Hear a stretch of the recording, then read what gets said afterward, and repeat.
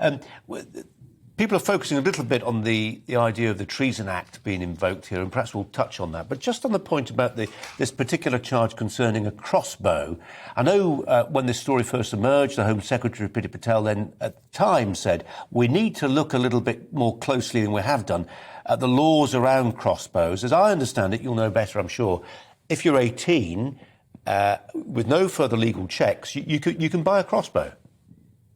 Yes, indeed you can. And essentially, the age restriction is just about the only law relating to crossbows at the moment. It's an offence to sell it to someone under the age of 18.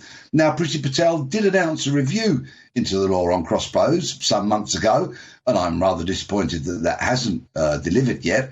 Let's hope it won't be very far down the road. But essentially, if somebody is found carrying a crossbow in the street and they intend to use it to harm someone, then invariably they will be charged with possessing an offensive weapon as opposed to a specific crossbow charge.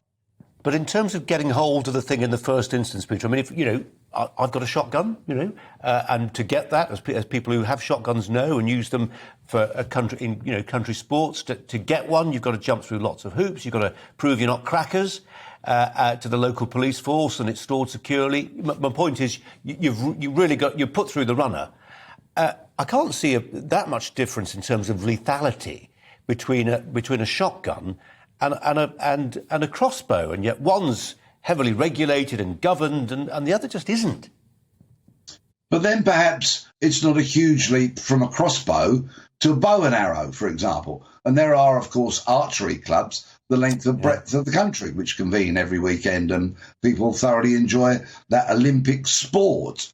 It's in bit of a sort of weaponry black hole, the crossbow, at the moment.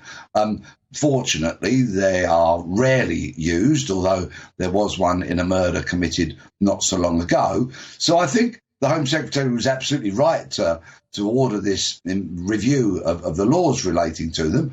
And it may well be that perhaps before too long we'll see something going through Parliament to strengthen the laws around it, which would include the conditions that have to be met in order for somebody to purchase one. And Peter Bleksley, I mentioned the fact that this is a young man being charged under the Treason Act. And obviously, we won't get into the specifics around the charges. He's been charged, and that therefore means we're limited in what we can say about the specific allegations. But just the idea of the Treason Act, comes with lots of historical baggage, to put it mildly. Yes, it most certainly does. And I think it probably highlights perfectly the fact that the law on crossbows might need to be reviewed. Yes, these kind of treason charges are incredibly rare. And so it's probably somebody was thumbing through the statute book, perhaps, to try and find a suitable crime that fitted the circumstances. We shall see.